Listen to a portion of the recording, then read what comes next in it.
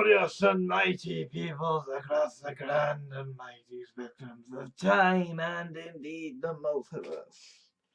I am, for the moment, still Alexander Gordon Johans, and the great thing about having 5 different shirts that all look the same is that I just know that someday soon, there is going to be a comment going, "Oh, dude, you never change your shirt," when I will have changed my shirt 3 different times.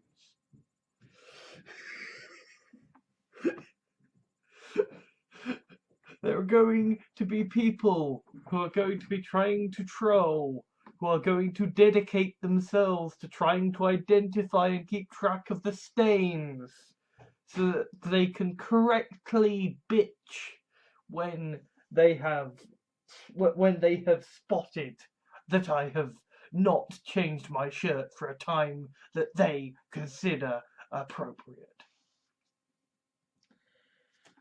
I thought I'd start off light because this isn't going to be a light video. It's not. Because the last 2 days sort of thing's been weird. And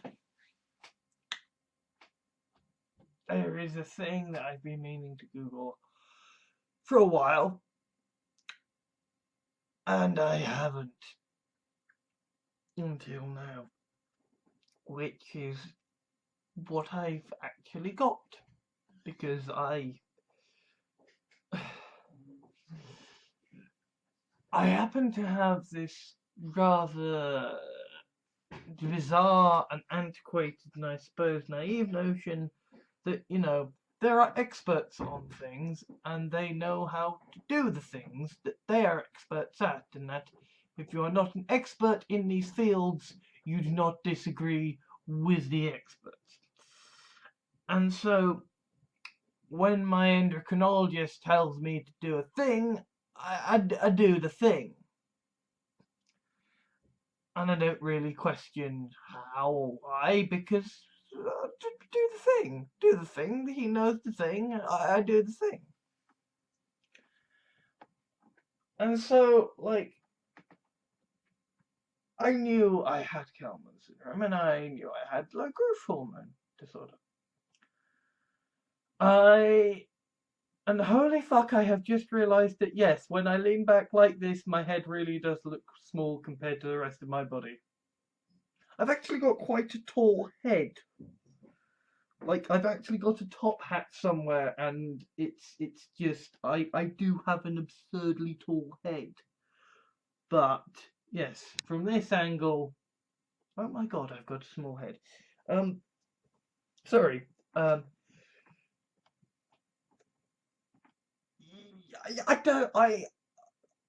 known, right, for some time now that I've got Kalman syndrome, that I've got growth hormone deficiency, but to a certain extent, right, when you find that shit out, you're not really, at least I'm not really sort of sitting there like, yes, I will learn and find out about everything with regards to this. No, I'm like, okay, just tell me what to do to not die, and I will go do the thing to not die. And once I have done the things to ensure that I am not dying, I'm going to try and very hard to forget that this is a thing that is happening. When shit happens, I like to try to sort of ignore it whilst keeping on top of it for as long as possible, so that by the time I too get around to researching it, it's normal, I'm already living with it, and it's okay.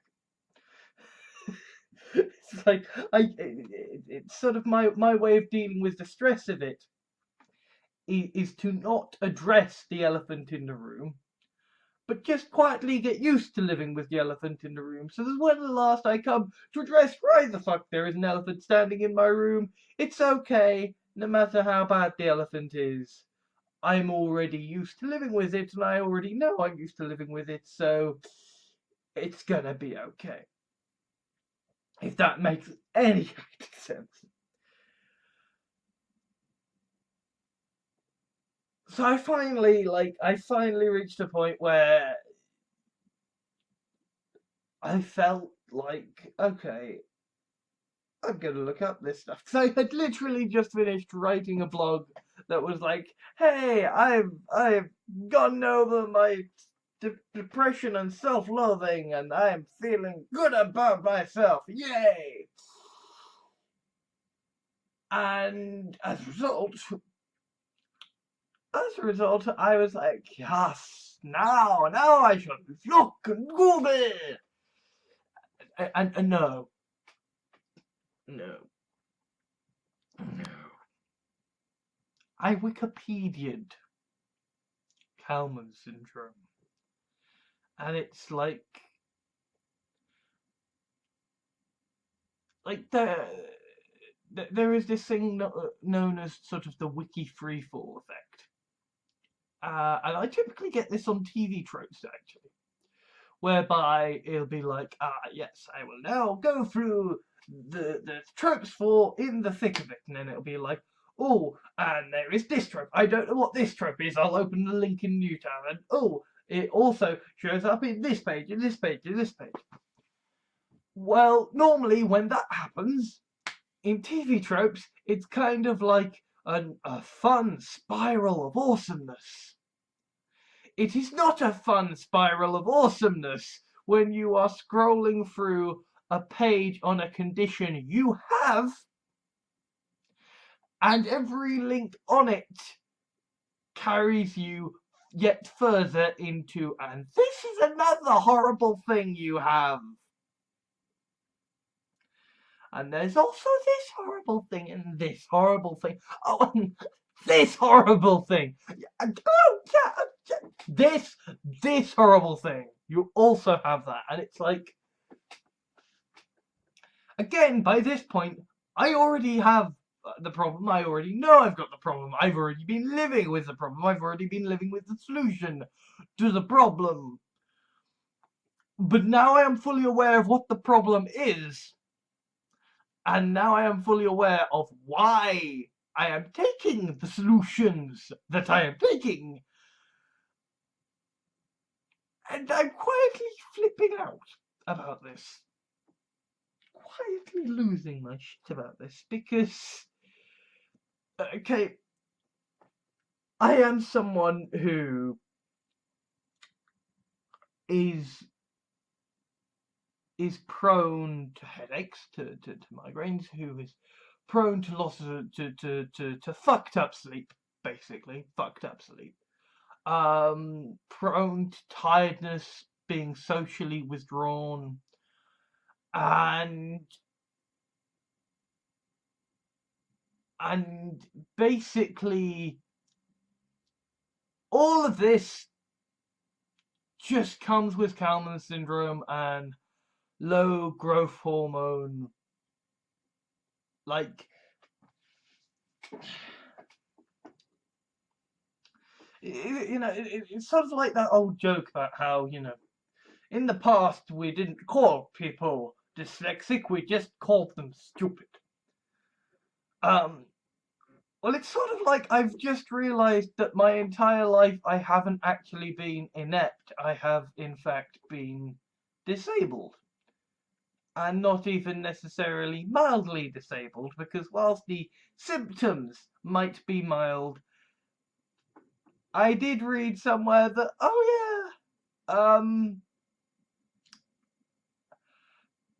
patients with my condition have a vastly shorter lifespan. Well, maybe not vastly, but they have a shorter lifespan. They are more likely to die earlier, and that treatment doesn't actually tend to change things. So, well, at least it doesn't change the lifespan thing. So yeah, I'm going to die earlier than other people. Whoopee for me.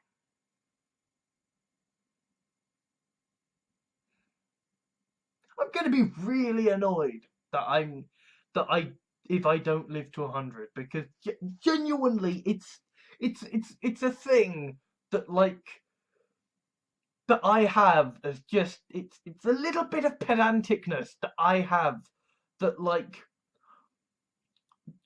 there is this idea of percent out of 100. We measure out of 100 as a measure of completeness, and that as a result, I feel like living to 100 is like that should be the average, because it should be 100% of your life, 100 years. So I'm gonna be really fucking annoyed if I die earlier than that.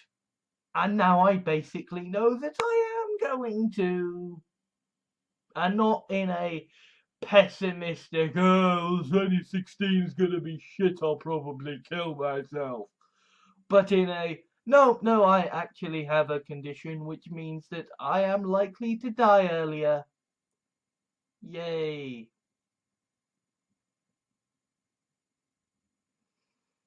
No actual indications of how early, and to be honest, I'm kind of glad about that, but still, it's not good, basically. Not good to find out that, yeah, it turns out I'm not actually just a fucking inept, lazy asshole, but I am also just basically disabled. Medically a bit shit.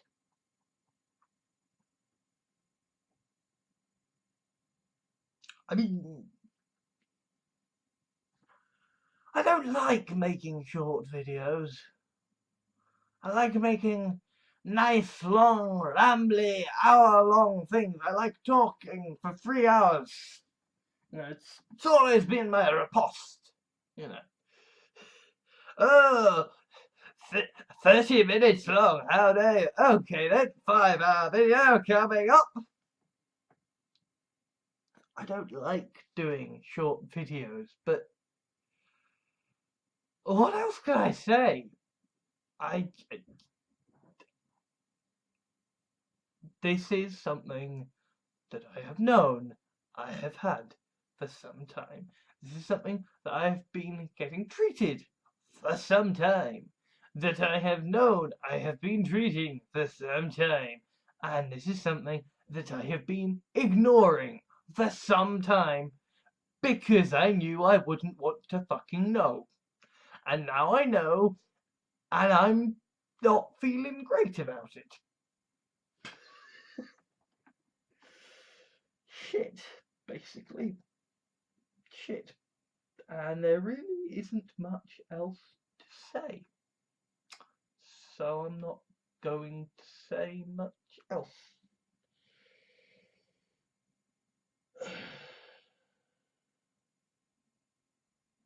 Yeah.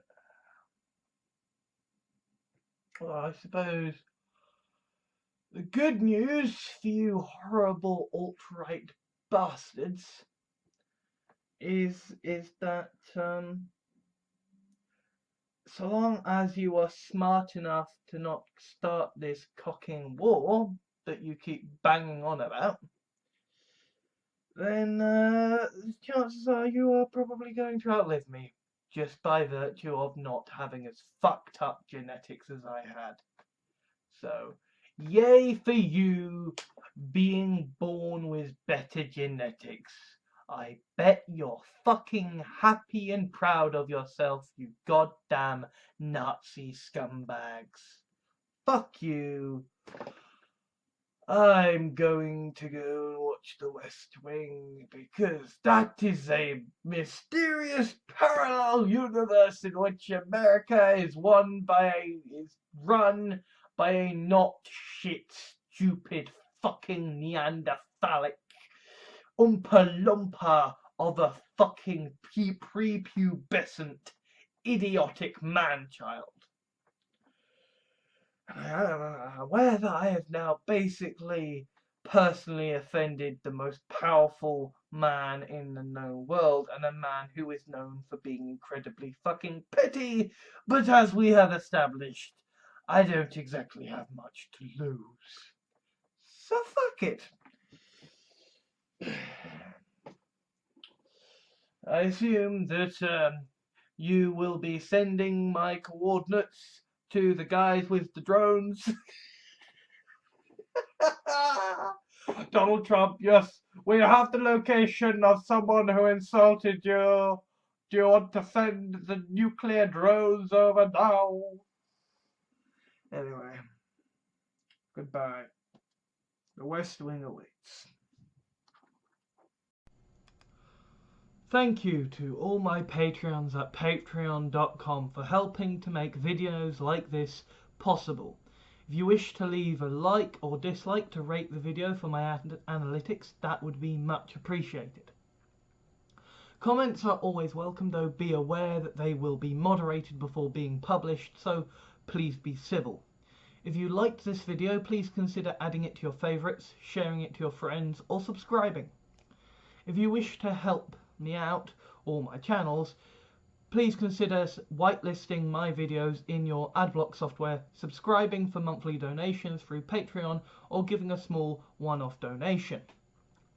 Alternatively, I have a Steam wishlist for games I would consider let's playing or streaming, so if you would like to see me broken before the Dark Souls altar, or just happen to have gotten a duplicate of a game in a humble bundle, then you know what to do. I also have an official Facebook fan page, Twitter account, Tumblr, Reddit and blog, so you can stay up to date with all of my videos, blog articles and the things I care about. Links are in the video description. Thank you for taking the time to watch this video. I think that all that now needs to be said is ban all guns, institute universal basic income now, and ensure government is elected by proportional representation. Oh, and also, fuck the racists and fuck the alt-right.